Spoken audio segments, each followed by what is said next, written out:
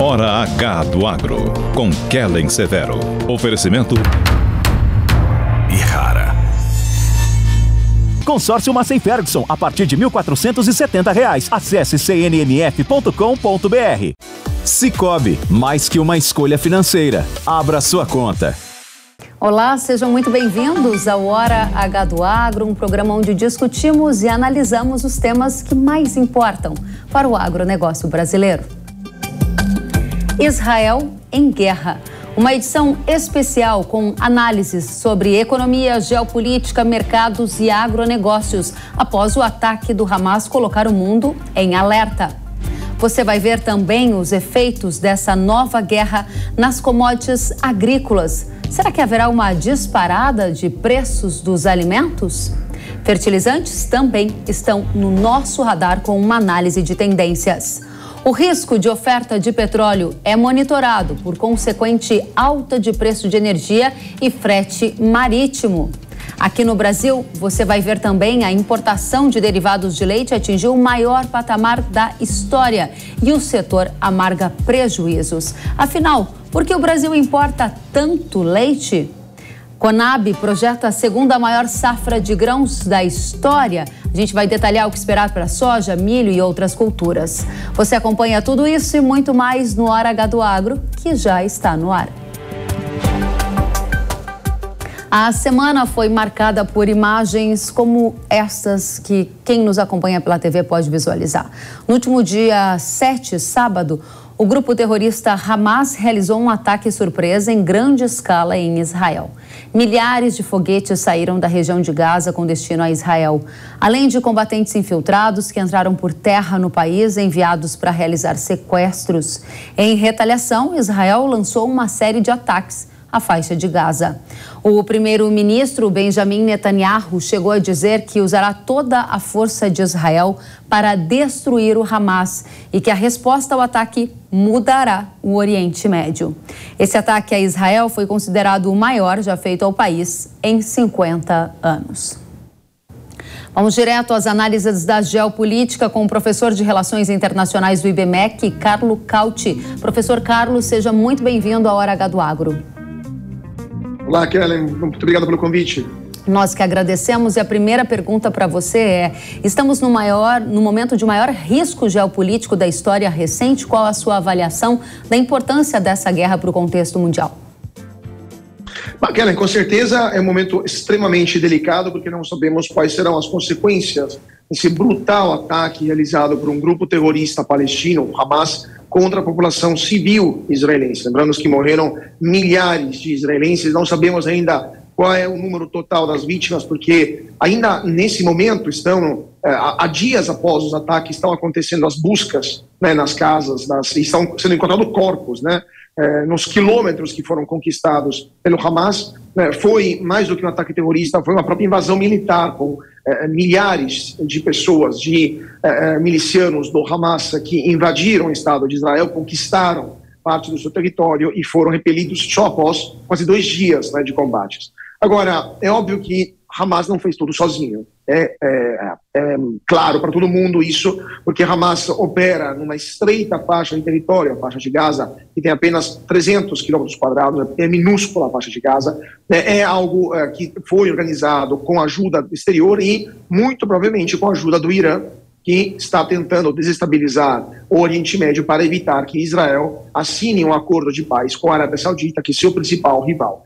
Agora, respondendo a sua pergunta, sim, pode se tornar algo muito maior se Israel decidir retaliar contra o Irã. Israel tem a capacidade de fazer isso. Poderia muito bem atacar bases militares no Irã ou centrais de pesquisa nuclear, por exemplo, ou reatores nucleares iranianos, e aí o Irã seria obrigado a reagir também, e para fazer isso Israel deveria sobrevoar o espaço aéreo da Arábia Saudita, que com certeza concederia esse espaço para os aviões israelenses. O Irã atacaria, por toda a resposta, a Arábia Saudita e eventualmente as bases militares americanas que estão no Golfo Persa, e aí estouraria, de fato, uma guerra generalizada no Oriente Médio. Isso seria um problema para todo o planeta. Lembrando que do Estreito de Hormuz transita entre 20% e 30% de todo o volume de petróleo consumido pelo mundo todos os dias. Esse é o cenário mais provável, na sua avaliação, de uma escalada desta guerra que agora está entre Israel e Hamas, mas que você aponta uma grande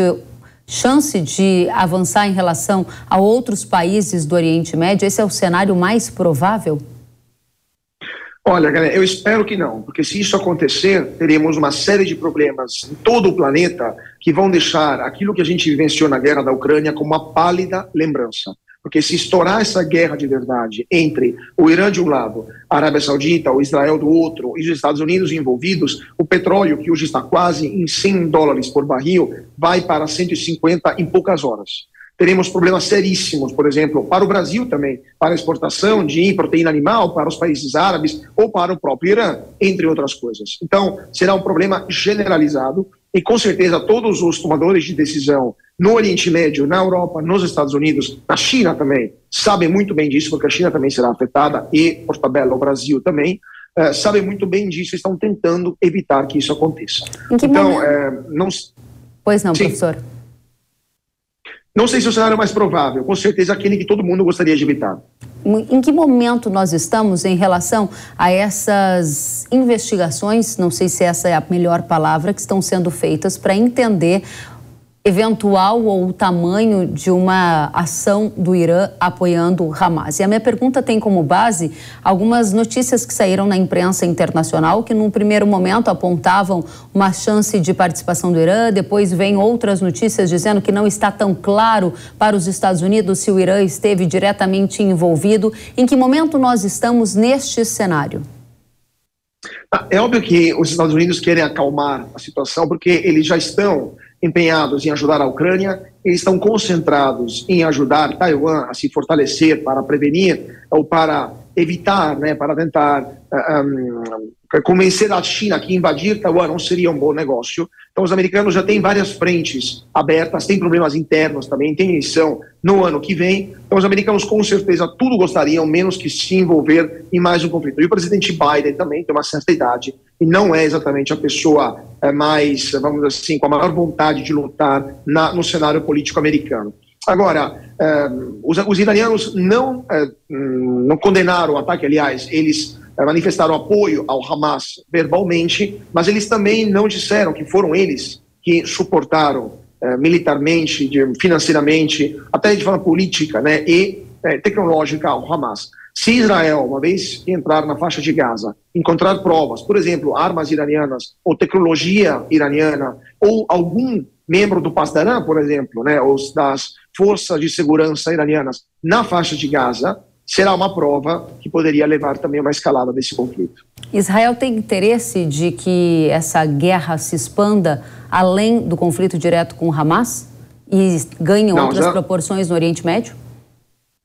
Não, com certeza Israel não tem interesse que isso aconteça. Israel estava tentando normalizar as suas relações com os países vizinhos, tinha feito isso há poucos meses com os acordos de Abrão, quando conseguiam negociar o reconhecimento mútuo com países como Emirados Árabes Unidos, como o Bahrein ou o Marrocos, né, os acordos de Abrão, estava prestes a fazer a mesma coisa com a Arábia Saudita. Então, lembrando que Israel já assinou acordos de paz em 79 com o Egito, em 94 com a Jordânia. Então, Israel tem uma vontade de normalizar as suas relações com os vizinhos, inclusive com os próprios palestinos. Lembrando que os acordos de Oslo foram assinados em 93 e só não foram aplicados por problemas internos à comunidade palestina, vamos dizer assim, ao espectro político palestino que está dividido entre si. Claro, também problemas ligados a forças políticas israelenses, mas Israel, a política israelense sempre mostrou a vontade de normalizar as relações com seus vizinhos e líderes políticos israelenses pagaram com a vida isso. Lembrando que Yitzhak Rabin foi morto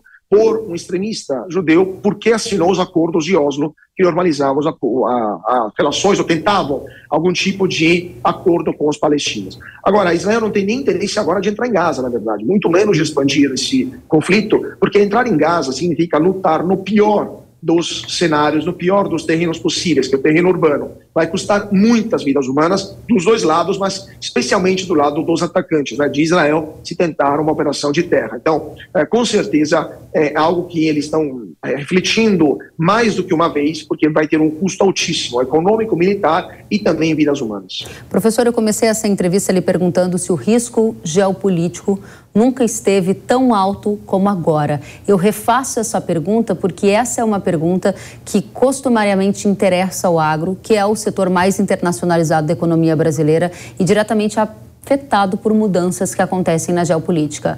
Estamos caminhando para uma nova ordem na geopolítica mundial. Como será o mundo a partir de agora com mais esta guerra?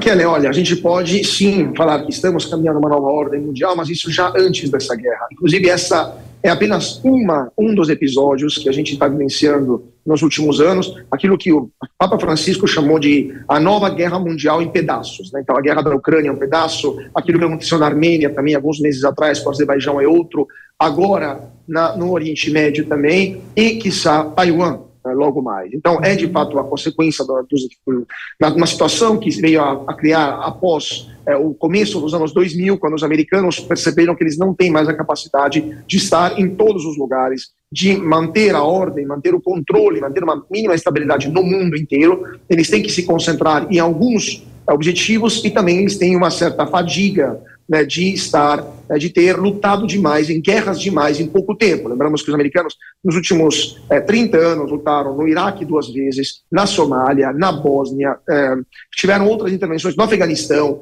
também em outros países africanos com operações menores. Então, não dá mais para os americanos estarem em todos os lugares e manter a ordem mundial como faziam até poucas décadas atrás. Isso, obviamente, abre espaço para países interessados em ganhar força, em ganhar relevância e até ganhar territórios, né, como o caso do Azerbaijão com a Armênia, e nada ou no caso da Rússia com a Ucrânia, nada pode ser feito de forma direta. Então, sim, estamos vivenciando uma nova ordem mundial, mas se eu fosse um agricultor brasileiro, se eu fosse um exportador de commodities agrícolas brasileiras, eu tomaria muito mais cuidado e prestaria muita mais atenção naquilo que está acontecendo hoje no Pacífico com Taiwan, porque se estourar uma guerra por Taiwan, eles serão afetados diretamente, porque a China não poderá mais comprar produtos do Brasil como está fazendo hoje, e o preço dessas commodities vai colapsar, não em questão de semanas, mas em questão de horas.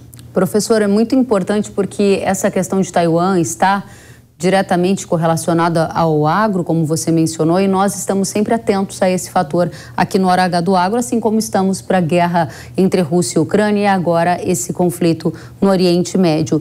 E eu estava aqui buscando uma informação que li essa semana que diz o seguinte, que a China, nesse momento, há tentativas de que a China possa tentar ocupar algum papel de intermediadora para o conflito entre Israel e o Hamas. Isso procede na sua avaliação? A China quer ocupar esse papel mais estratégico de mediadora, tentando escalar para um outro lugar na geopolítica mundial? Ainda é uma incógnita, porque se de um lado a China já fez isso, por exemplo, com a mediação entre o Irã e a Arábia Saudita, mas foi uma mediação fria, vamos dizer assim, não foi um acordo de paz, foi apenas uma retomada das relações diplomáticas, mas foi uma passagem importante, porque demonstrou que a China tem a capacidade e o interesse de atuar nesta região. Por outro lado, estar presentes no Oriente Médio significa pagar um preço por isso. Os americanos têm várias bases militares por lá que garantem a estabilidade e a defesa de seus aliados, e a China, por enquanto, não tem nem a vontade, nem a força econômica, muito menos militar, de se envolver numa região tão complexa. A defesa da Arábia Saudita hoje, do Catar, dos Emirados Árabes Unidos, do Bahrein, depende ou do Kuwait, por exemplo, depende exclusivamente dos Estados Unidos. A China dificilmente vai poder substituir os americanos no curto ou no médio prazo. Lembrando que os americanos têm 10 porta-aviões nucleares, a China tem 1,5, menor do que a menor porta-avião americana. Então, não teria nem a capacidade de projeção internacional. E também o risco que isso pode acarretar para a população chinesa. Lembrando que temos regiões na China onde a maioria é muçulmana, como o Xinjiang. Então, se envolver uma região tão complexa significa ter problemas eventuais de terrorismo interno com as populações islâmicas que já atuaram dessa forma. Então, dificilmente a China vai querer se envolver nisso, mas lembramos também que a China é o maior importador de petróleo do Oriente Médio, muito mais do que os Estados Unidos. Então, os americanos têm cada vez menos interesse em se sacrificar, em pagar um preço pelo Oriente Médio, porque eles já são autossuficientes em petróleo, e a China é forçada a atuar lá, porque sem o petróleo do Oriente Médio, a China para. Se a China para, o Brasil também para. Esse é o raciocínio que o agro aqui no Brasil deveria fazer. Interessante. Professor, voltando um passo na conversa que tivemos, o senhor mencionou os riscos nessa escalada dos conflitos na geopolítica mundial, citando a guerra entre Rússia e Ucrânia, na sequência agora esse conflito entre Israel e Hamas, e disse ainda que está no seu radar uma eventual invasão de Taiwan. A minha pergunta objetiva é: onde deve estar o foco da atenção de nós brasileiros neste momento, objetivamente olhando do ponto de vista de comércio agrícola, mercados, porque no final das contas são vários eventos de grande proporção, alta imprevisibilidade acontecendo ao mesmo tempo, e quem enxergar antes pode ter alguma vantagem competitiva na proteção do seu próprio negócio. O que você enxerga? Com certeza, Kellen. Hoje enxerga uma enorme dependência do agronegócio brasileiro, e não só do agro, das exportações de commodities brasileiras da demanda chinesa, lembrando que a China hoje importa direta e indiretamente 30% e 40% de tudo aquilo que o Brasil exporta, com picos de 70%, 80% da exportação para a China por parte de empresas como Petrobras ou Vale. Há exportadores de commodities agrícolas brasileiras que já venderam 3, 4 safras para compradores chineses, né? Isso significa criar dependência. Imagina só se aquele importador, por causa da saída da China do SWIFT, né, em caso de invasão, né, de Taiwan, como aconteceu com a Rússia quando invadiu a Ucrânia, a Rússia foi expulsa do SWIFT, não consegue mais pagar as suas compras internacionais. Então, o importador brasileiro ficaria sem poder receber. Então, qual que seria a lógica, a consequência? Diversificar, né, achar outros compradores potenciais.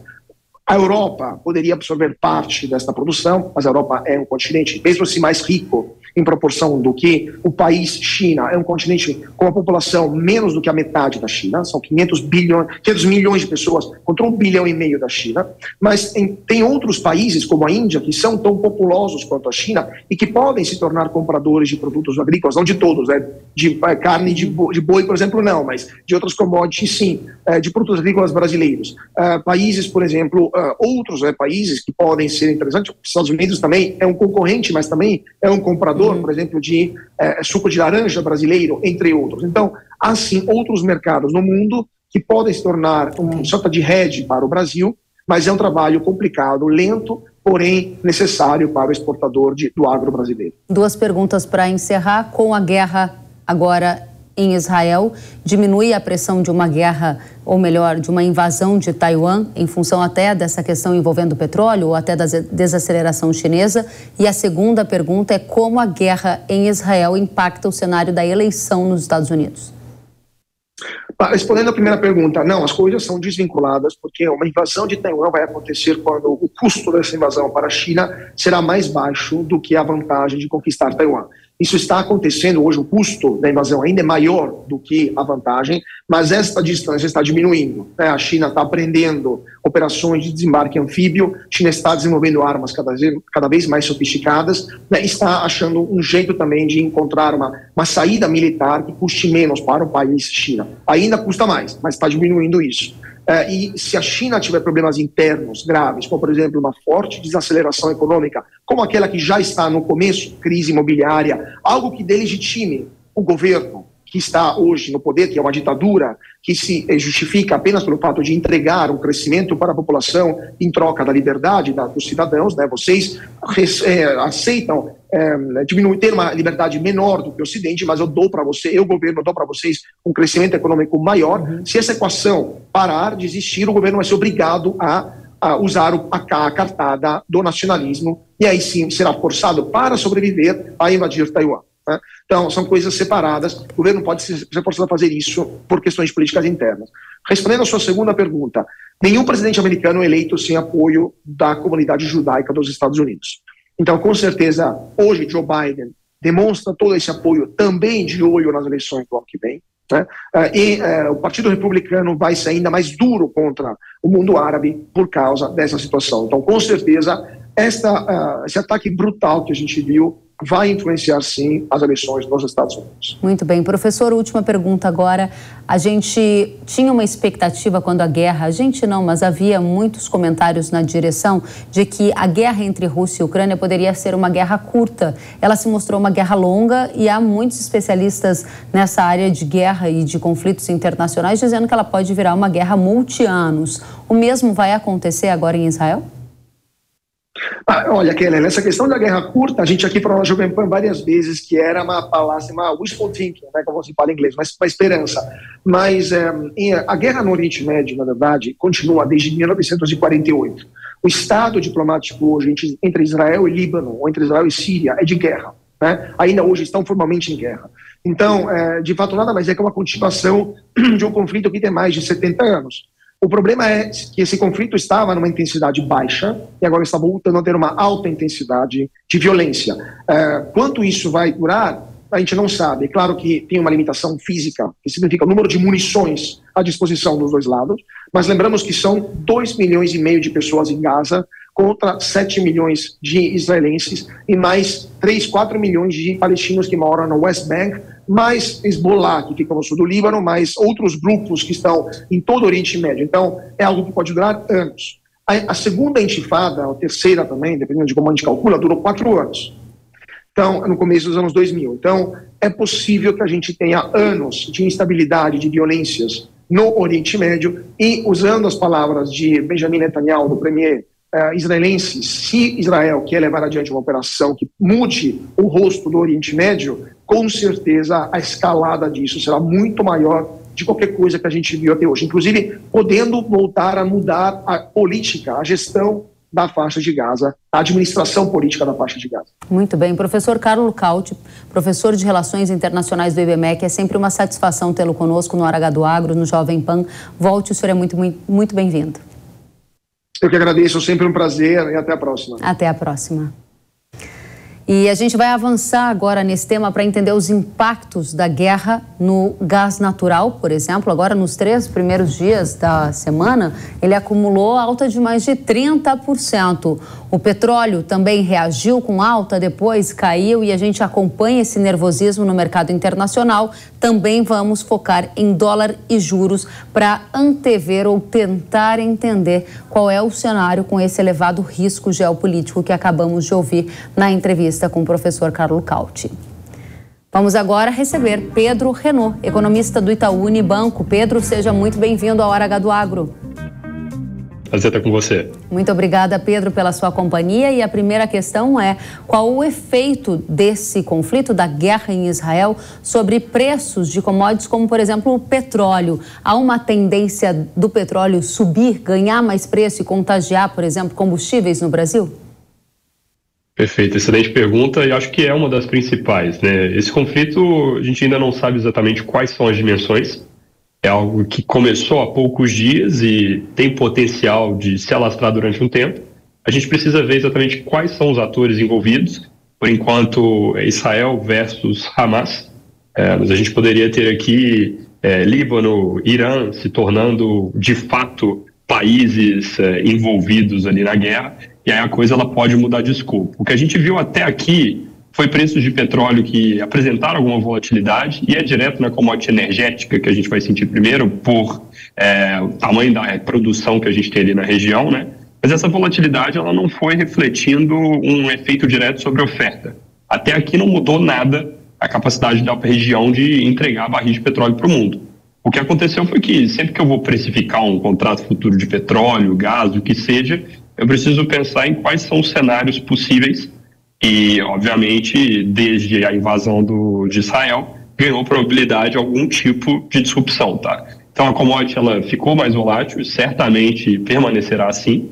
Agora, o que a gente vê até o momento que a gente conversa aqui é um mercado que, por enquanto, em termos de precificação, está colocando na conta que a coisa fica restrita.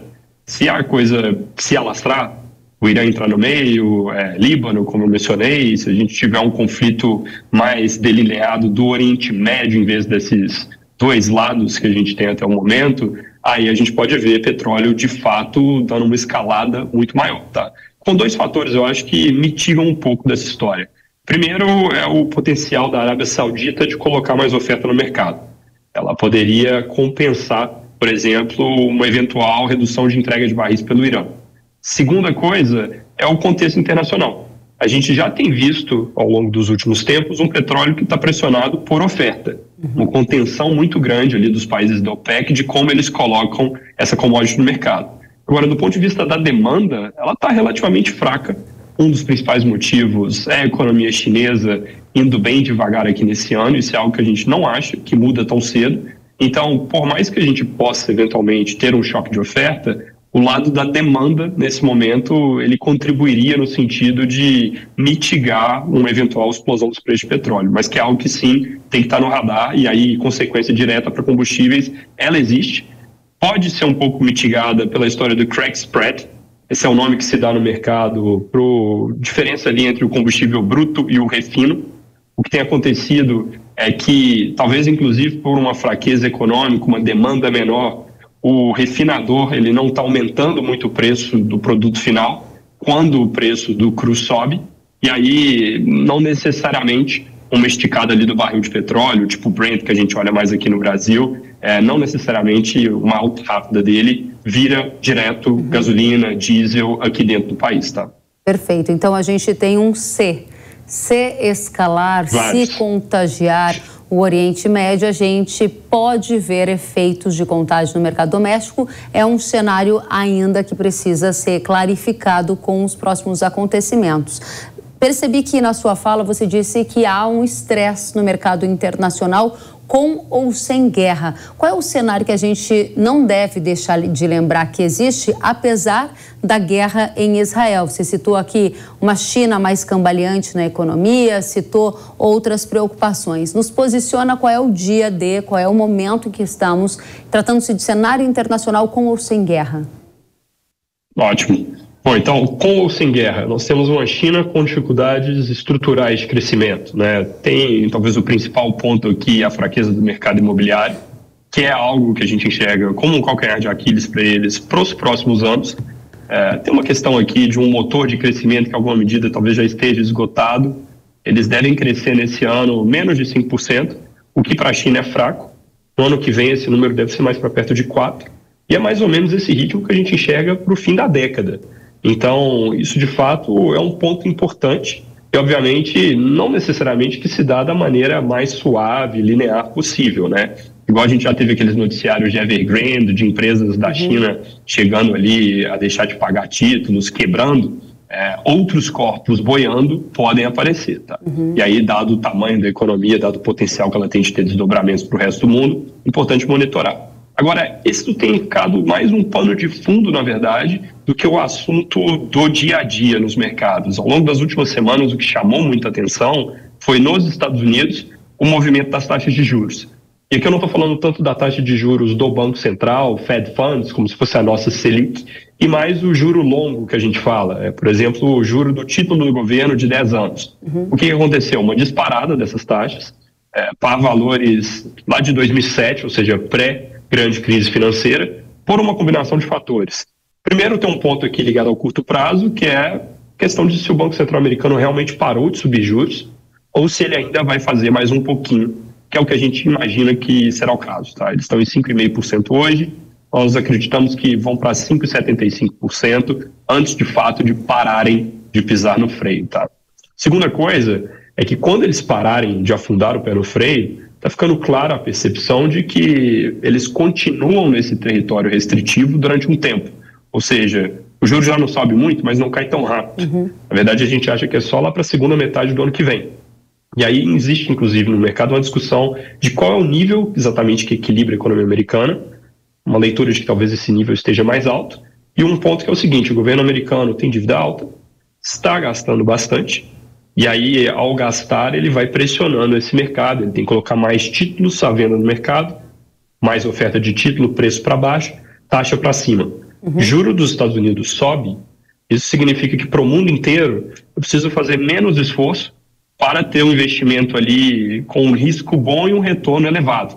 Tá? E aí, o que tem acontecido ao longo dos últimos tempos é uma pressão forte das moedas com relação ao dólar avançando com relação a todo o resto. Tá? Isso é o principal fator que a gente vê na economia global no momento. Até aqui, o que aconteceu na hora que começou o conflito em Israel foi que, na dúvida, o investidor corre para o que ele vê como mais seguro e aí ele compra os títulos do governo americano, então até ajudou um pouquinho a segurar essa taxa. Agora, se o conflito ganha mais corpo, vamos colocar dessa forma, alta do petróleo é inflacionária, inflação significa mais juros, é mais pressão nesse mercado de títulos, é um cenário que ele pode ir ganhando contornos ali de uma tempestade mais completa. Tá?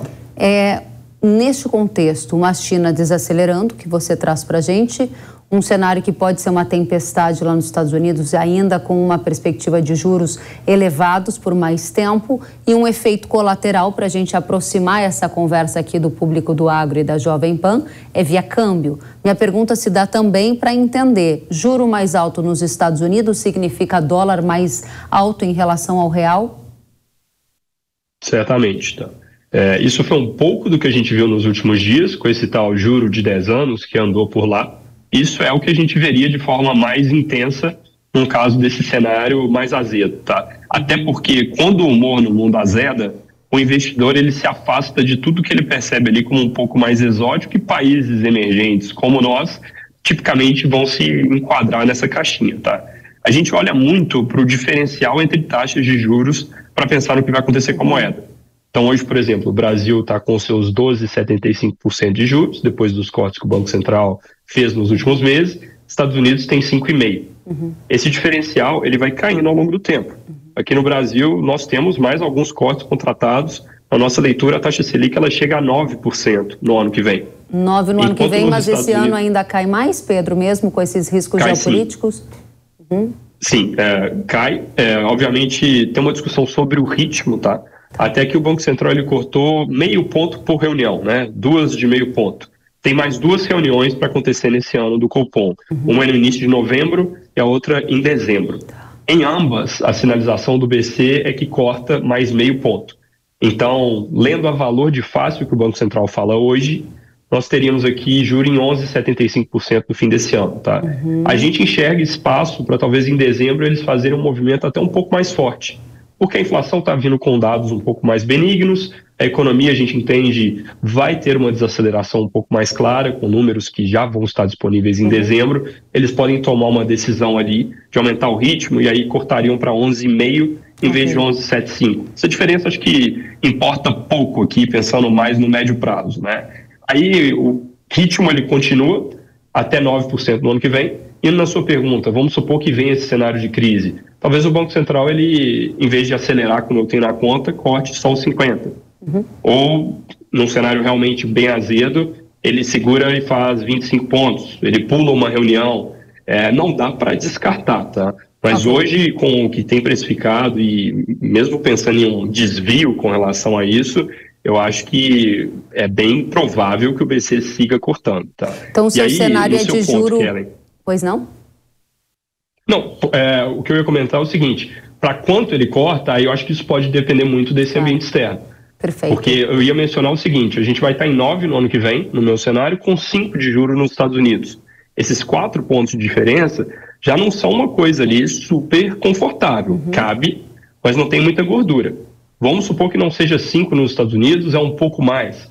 Ou é um cenário global um pouco mais azedo. Isso vai bater no câmbio por aqui, tá? Perfeito. A gente vê uma moeda em R$5 por dólar no fim desse ano, que é até um pouco abaixo do patamar atual, porque a gente enxerga que o estresse, principalmente das taxas de juros dos Estados Unidos, ele pode ceder um pouco. Para o ano que vem a projeção é 5,25, pensando que esse diferencial de juros vai diminuindo para os 4 pontos que eu mencionei. Vamos supor que o juro esteja mais alto lá fora, ou ele cai menos aqui, ou a moeda vai para valores mais depreciados. Tá? Muito bem, ou seja, pode-se entender $1 para cima e um juro para baixo aqui no Brasil, diante desse cenário que você coloca, né, Pedro? Eu acho que assim, o cenário base é esse, dólar para cima, devagar, e juro para baixo.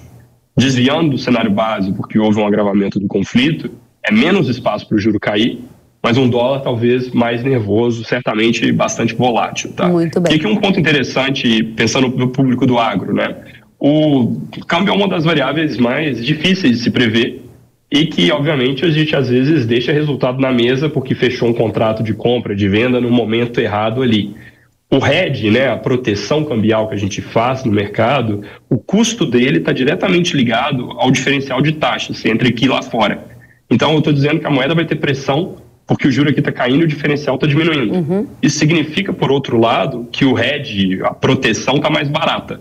Então, é algo interessante se pensar que talvez esse seguro aí, ele fique mais atrativo. Tá? Excelente. Pedro Renaud, muito obrigada, economista do Itaú Unibanco, por estar conosco, trazendo as implicações para petróleo, para dólar, para juros desse cenário geopolítico tumultuado com a guerra em Israel. Volte sempre, Pedro, um prazer recebê-lo.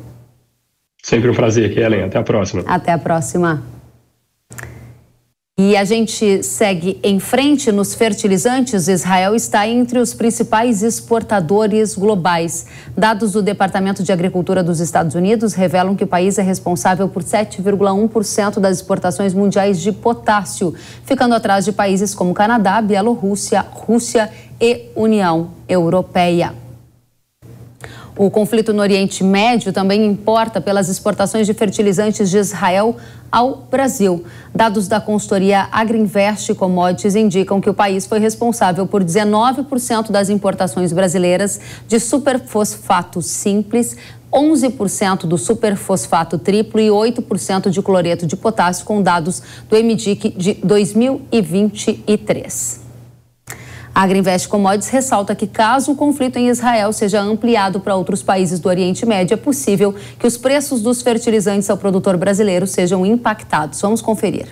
Nesse caso envolvendo essa nova guerra que está surgindo, eu diria que primeiramente a gente olhar para o território de Israel, e o primeiro sinal é que nós não tivemos impactos, nem em logística e nem em produção. Se as tensões continuarem, e aí você comentou sobre um país importante chamado Irã, e aí, se isso acontece, eu acendo um alerta para nitrogenados, porque aquela região do Golfo Pérsico, ela é muito importante para a logística de petróleo e de fertilizantes nitrogenados para o Brasil.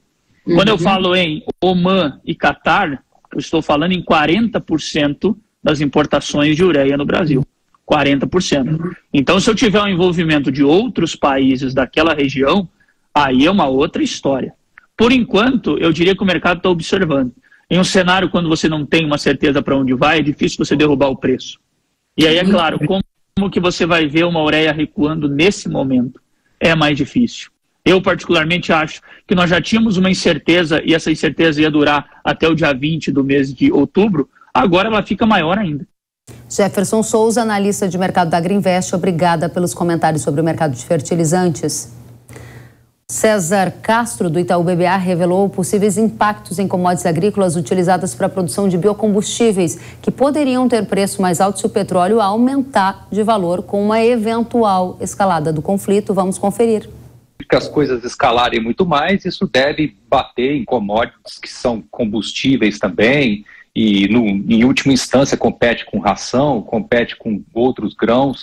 Mas eu acho que é muito cedo, né? E vale lembrar o momento que o mundo está, né? Os americanos colhendo uma boa safra de milho, né? Uma razoável de soja, bastante trigo no mundo. Então há, de certa forma, um ambiente de formação de estoques que não se desconstrói do dia para a noite. Então acho que no devido momento, caso esse assunto realmente escale, isso tende a chegar nas commodities agrícolas. Muito obrigada, César, pelas contribuições. E você, que nos assiste, nos ouve pelo rádio, quer receber mais notícias do Brasil e do mundo que impactam o agronegócio? É só adicionar o número de WhatsApp que aparece na tela para quem nos vê pela TV ou anotar se você estiver nos ouvindo. Diariamente a gente traz as principais notícias do dia, análises e muito mais. Salve na sua agenda. O número é 11 9 40 44 5422. A gente aguarda a sua mensagem. E a seguir, a gente vai voltar com mais informações depois do intervalo. Será que a nova guerra vai aumentar os preços agrícolas no mundo, como aconteceu com a guerra na Ucrânia? O preço dos alimentos vai ficar mais caro para o consumidor? Todas essas e outras respostas daqui a pouquinho. Não saia daí, a gente volta já.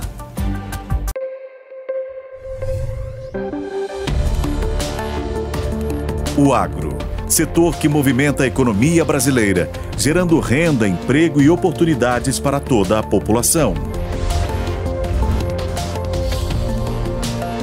Hora H do Agro, com Kellen Severo. Precisando de uma nova máquina para aumentar a sua produtividade? Aqui no Consórcio Nacional Massey Ferguson lançamos o Grupo 377. Com ele vem vários benefícios exclusivos para você, como planos em até 10 anos para pagar, sem juros, sem taxa de adesão e parcelas reduzidas a partir de R$ 1.470. Aproveite e procure a rede de concessionárias Massey Ferguson. Quer saber mais? Acesse www.cnmf.com.br ou entre em contato pelo WhatsApp 11 9 3016 0316. Eu só queria te contar sobre o cooperativismo financeiro, a união de pessoas, gente que não é só cliente, é dona e dono. Isso é ter voz, participação até nos resultados. Cooperativa não é banco nem fintech, é inclusão de verdade. E quanto mais gente fizer parte, maior será a transformação. Tá aí a explicação.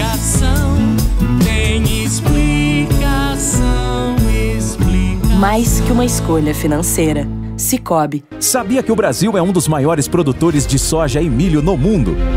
Esse mercado movimenta mais de 70 bilhões de dólares anualmente e tem muitas oportunidades. Com o curso de comercialização de soja e milho da NIL, você aprende a negociar preços em bolsas internacionais e proteger seu capital. O professor João Birkan tem mais de 60 anos de experiência e vai te ensinar como ganhar dinheiro no agronegócio.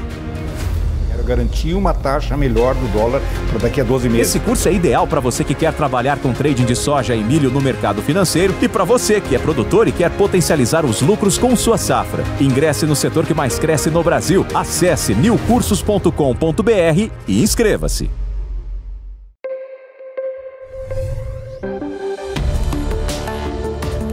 O agro, setor que movimenta a economia brasileira, gerando renda, emprego e oportunidades para toda a população.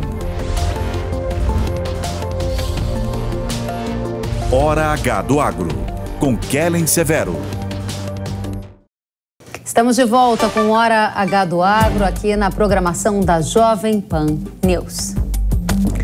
E a gente segue de olho na guerra em Israel e nesta semana o Hora H do Agro também recebeu perguntas do público questionando os impactos desta guerra. Vamos à primeira delas. A primeira que aparece na tela para quem nos assiste pela TV é do Fernando De Conte. E ele diz: a guerra em Israel trará demanda extra para grãos no Brasil? Obrigada, Fernando, pela participação. E temos mais uma mensagem. Está na tela: o preço dos alimentos... Os preços dos alimentos aumentarão para a estratosfera? Pergunta a Aline Silvério.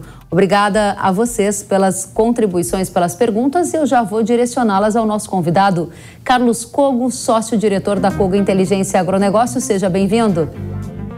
Obrigado e obrigado a todos que nos assistem também. Muitas perguntas perguntando, se o preço agrícola vai voltar a subir como subiu na época da guerra na Ucrânia, e 2, se os alimentos vão para a estratosfera. Qual é o cenário, Cogo? Perfeito. Vamos estabelecer duas distinções importantes entre a guerra Ucrânia e Rússia e a guerra Israel e Hamas, vamos ser mais corretos, né? Essa guerra envolvia Rússia e Ucrânia, 2 players importantes no abastecimento global de grãos, né? A Rússia, maior exportador de trigo do mundo, Ucrânia, 4º maior exportador de milho, 6º maior exportador de trigo, maior fornecedor de óleos vegetais para o mercado da União Europeia. Essa é uma situação. A situação de Israel e Palestina ou Hamas é bastante diferente. Não são produtores de alimentos, né? São países consumidores de alimentos, populações relativamente pequenas, somando aí em torno de 15 milhões de habitantes entre os dois eixos ali de população.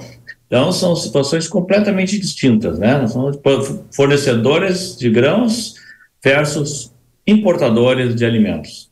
O que você quer dizer, então, é que você não vê uma escalada de preços agrícolas ou até de alimentos aos consumidores em função da guerra em Israel? Do lado da oferta, não. Do lado da formação de custos, sim, o potencial existe, né? À medida que eu acho que já é consenso entre todos que estão sendo entrevistados, analistas, etc., né? Que nós temos aí uma questão que vai depender muito do prolongamento desta guerra, né? Eu, desde o início da guerra Ucrânia e Rússia, eu tinha convicção que seria uma guerra longa que ficaria endêmica, é o que nós estamos vendo hoje, né? E aqui eu acho que não há nenhuma dúvida que essa é uma guerra longa, talvez ainda mais longa que qualquer um possa imaginar, e o desdobramento disso vai depender praticamente, para a gente analisar a questão agro, uma coisa importante: isso se estende para demais países da região ou não? Ainda não temos sinal claro disso, né? Temos aí alguns sinais do Hezbollah tentando aproveitar, mas parece que foi uma coisa muito mais de janela aí, que não chegou na hora certa. Ou seja, nesse momento não. Caso se estenda para a região, a gente pode ter impactos maiores na questão de fretes marítimos, de alta de preço de petróleo, de alta de preço de gás natural, que impacta no custo de fertilizantes, de alta de preço e custo de fertilizantes novamente. Aí os desdobramentos são inúmeros, né? Mas a depender do tempo de duração e da extensão dos envolvidos no conflito. Excelente, Kogo. Me parece, então, que você está, neste momento, com as informações que temos na mesa, concluindo que ela pode ser a guerra em Israel, guerra Israel-Hamas, muito mais puxador de custos agrícolas do que de preços de commodities. Está certa essa minha interpretação? Está correto. Nesse momento, quando se fala em guerra, né, neste momento está correto, né, pois esse é o que está no tabuleiro nesse momento. Né? Não envolve ofertantes, mas envolve fornecedores de insumos. Só para a gente contextualizar, eu vou pedir para a produção colocar no ar uma arte que a gente fez para lembrar o que aconteceu no início da guerra na Ucrânia, porque isso tem sido muito mencionado pela nossa audiência, né? Será que os preços dos alimentos vão disparar como foi na época da guerra na Ucrânia? O que aconteceu naquela época? Esse é um gráfico que mostra o índice de preço dos alimentos da FAO. E a gente pode observar que entre fevereiro e março do ano passado, esse índice disparou, atingindo um dos maiores patamares da história, ou seja, recorde em preço de alimento no mundo. Essa diferença entre a guerra na Europa e o Oriente Médio para o agro, você já mencionou, é algo que tende a não repetir este cenário. Esse é o ponto principal. Não há elementos de uma guerra no Oriente Médio que sejam puxadores de preços de alimentos e commodities agrícolas no mercado internacional. Tem um outro ingrediente que a gente também precisa tocar, já que nós estamos vendo aqui o FAO Food Price Index, que é bem interessante. Exatamente, em abril de 2022, então, foi o maior nível de preço real de alimentos da história. Além de envolver dois grandes players fornecedores de grãos, envolvia um player fornecedor de insumos importantíssimo, que é a Rússia. Rússia, aliás, que é o maior fornecedor de fertilizantes do Brasil, em torno aí de 15% da oferta de insumos importados ou fertilizantes importados. Agora não envolve ofertantes, mas envolve também fornecedores de insumos. Num grau menor do que envolve Rússia e Ucrânia, mas, por outro lado, envolve fornecedores de petróleo da região, que tem impacto direto e indireto em formação de custos agrícolas. Então, há sim um potencial de aumento de preços agrícolas via custos. É uma outra via que pode ser mais duradoura, mais prolongada ou até mais demorada de acontecer. O mundo, nesse momento, está com uma oferta relativamente confortável de grãos, um aumento de relação estoque-consumo para trigo, para soja e um pequeno aumento para milho. Os estoques, nesse momento, são mais confortáveis, mas veja que nós estamos pela frente, né? Já tem dois impactos, mais ou menos, que já podem começar a ser dimensionados. O primeiro, vai haver um impacto no plantio de milho segunda safra no Brasil. É da segunda safra de milho brasileira que sai o maior volume de exportações de milho do mundo, não do Brasil, do mundo. O Brasil hoje é exportador, líder na exportação global de milho, e é da segunda safra que sai o volume a ser exportado para o exterior. A segunda safra já tem um indicativo que nós não vamos nem ter o mesmo volume de milho que tivemos no último ano, ou seja, em 2024, provavelmente o Brasil não tem o mesmo potencial exportador que teve em 2023. Aqui já tem um ingrediente altista no longo prazo para milho. O segundo impacto é que, até mesmo antes de eclodir a guerra Israel e Hamas, já havia sinais muito evidentes de que Estados Unidos vão reduzir a área de milho na safra 24-25 e vão elevar a área de soja. Um movimento inverso daquele que foi feito em 24-25. Dois maiores players do mundo, em termos de produção e exportação, exportação, reduzindo áreas, pode impactar em nível de oferta de exportável na temporada 24 e também na temporada 24-25. Então, isso também é uma decorrência do aumento de preço da ureia. A ureia que está, na verdade, subindo sozinha entre os grupos de fertilizantes, né? O grupo de nitrogenados sobe, então, com ureia, etc., amônia, e o grupo de fosfatados e potássicos não tem movimento de alta, pelo menos nesse momento. Muito bem. Kogo, para a gente fechar a mensagem para a nossa audiência, a gente está olhando aqui oferta e demanda, a gente está olhando produção, mas tem também o contágio financeiro, né? Há pouco a gente ouvia também o economista do Itaú mencionando riscos de juros mais altos, em função de petróleo ser inflacionário, todas essas questões que envolvem guerra, e eventualmente isso poderia puxar um dólar mais para cima. Pergunta objetiva, você enxerga dólar mais para cima e mais reais por saca para o agricultor brasileiro com o advento dessa nova guerra? Também não. Agora, por outro lado, também não. Repetindo o que já foi comentado, porém, a gente já tem um patamar diferente daquele que estava se pronunciando, né? Muitos produtores, sojicultores, produtores de milho, estavam no cenário aí de talvez ter na comercialização um câmbio de 4,80 ou talvez até 4,60.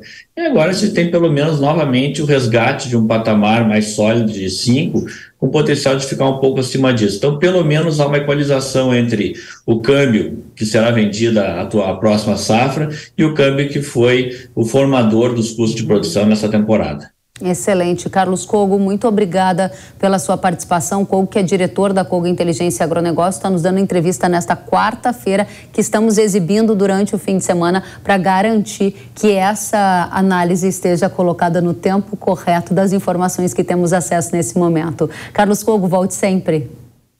Obrigado e agradeço também o convite. Da mesma forma, obrigada por aceitá-lo. E a gente vai agora tratar de Brasil e de leite. As importações de derivados de leite entre janeiro e setembro deste ano alcançaram o maior patamar da história para este período do ano. Isso foi o que revelou um levantamento feito pela Confederação da Agricultura e Pecuária do Brasil, a CNA. Em setembro, o Brasil importou 19,6 mil toneladas de derivados. Em equivalente leite, o volume corresponde a 149,7 milhões de litros, o que renova o recorde brasileiro para os primeiros 9 meses de um ano. Quando a gente olha apenas o leite em pó, a Scott Consultoria revela que o Brasil importou 13 mil quilos do produto. De janeiro a setembro, o volume é de 144,8 mil quilos, um aumento de 128% em relação ao mesmo período do ano passado. A pergunta que fica é, por que o Brasil importa tanto leite se é um país agropecuário, um país agrícola? Vamos fazer esta pergunta para o nosso convidado.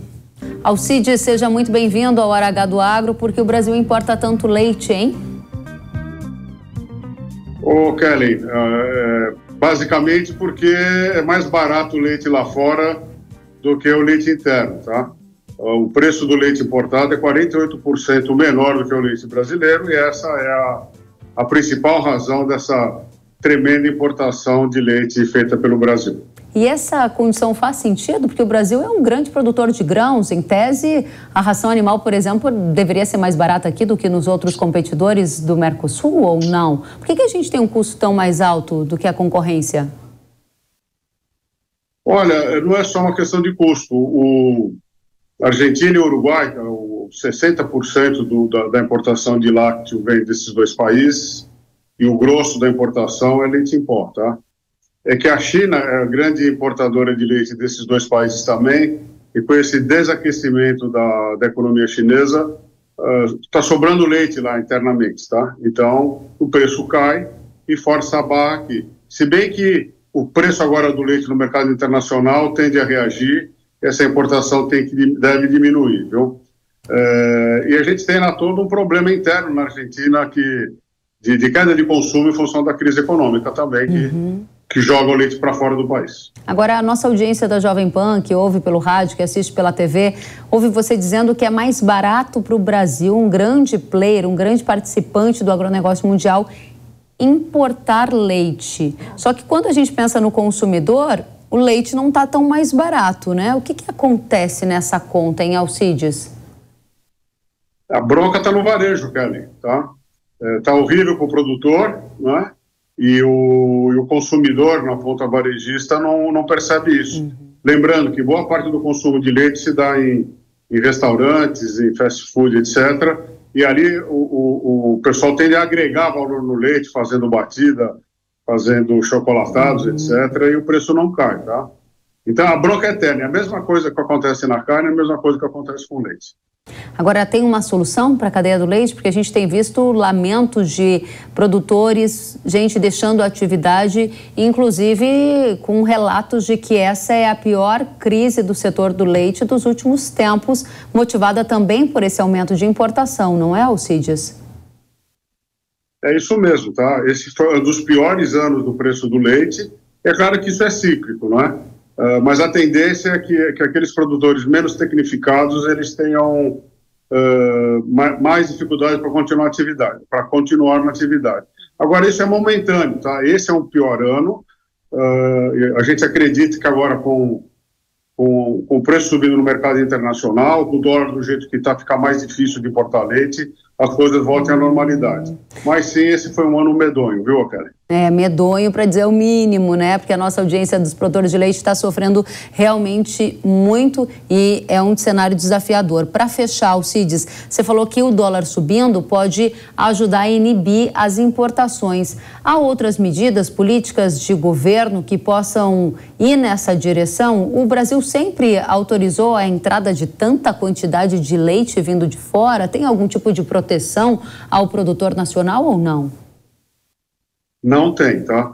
E a gente está no Mercosul e, em tese, não teria que ter impostos de importação ou barreiras à importação, sabe?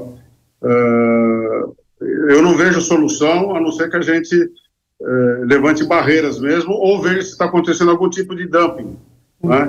Porque o preço do milho na Argentina é tudo regulado pelo mercado internacional, milho, farelos, etc., não é? Então, os preços são...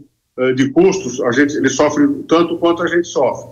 Então precisaria ter uma investigação para proteger os produtores nacionais. Mas a verdade é que o mercado caminha para alta tecnificação, alta produtividade e os fazendeiros, os produtores de pequeno porte vão pererecar, viu, Pedro? Realmente a gente já tem visto isso, há pesquisas indicando que muitos estão deixando a atividade, é uma atividade leiteira mais concentrada a cada novo ano no Brasil. Alcides, um prazer recebê-lo conosco, tê-lo você aqui conosco na Jovem Pan News. Alcides Torres, que é diretor da Scott Consultoria. Volte sempre, Alcides. Muito obrigado pelo convite. Até a próxima. Bons negócios e boa saúde para todos. Obrigada, você também, Alcides. E nesta semana, a Companhia Nacional de Abastecimento, a Conab, atualizou a projeção para a safra do Brasil. A expectativa é que a produção de grãos do país alcance 317,5 milhões de toneladas, uma queda de 1,5% em relação à safra passada. Apesar disso, a safra deve ser a segunda maior da história. Agora, tratando de soja, nessa nova temporada deverá haver um recorde, a renovação de um recorde, com produção de 162 milhões de toneladas, uma alta de quase 5%. A Conab informa que, neste momento, produtores estão em fase de plantio do grão no Paraná, Mato Grosso e Mato Grosso do Sul. No caso do milho, tem um cenário um pouco diferente. A expectativa é que a produção total do cereal alcance 119,4 milhões de toneladas, um recuo de 9,5% ante a temporada anterior. Isso acontece devido à estimativa de menor rentabilidade, o que desincentivou o plantio da cultura. E agora eu tenho um recado para você. O percevejo é uma das principais preocupações aí na sua lavoura de grãos, não é mesmo? Então conheça a Terminus, o inseticida da Yara que coloca nas suas mãos o poder de combater o percevejo marrom na soja, o percevejo barriga verde no milho e outras das principais pragas da soja e do milho. Com máxima performance, a formulação inovadora de Terminus potencializa o controle, que é imediato, com longo residual e maior qualidade dos grãos. Terminus ainda oferece flexibilidade, pois tem o poder de controlar os percevejos em todas as fases das culturas. Quer essa proteção suprema para sua lavoura? Acesse yara.com.br ou aponte a câmera do seu celular para o QR Code que está aparecendo na tela e saiba mais sobre Terminus. Muito obrigada pela companhia de todos. E lembrando, esse programa foi gravado na quarta-feira. A gente tratou de todos os cenários e tendências com as informações conhecidas até este momento. Se você está vendo no fim de semana, é sempre bom atualizar um pouquinho mais. E a gente volta com atualizações durante a semana e aqui na programação da Jovem Pan. Fique bem. Até a próxima. Tchau.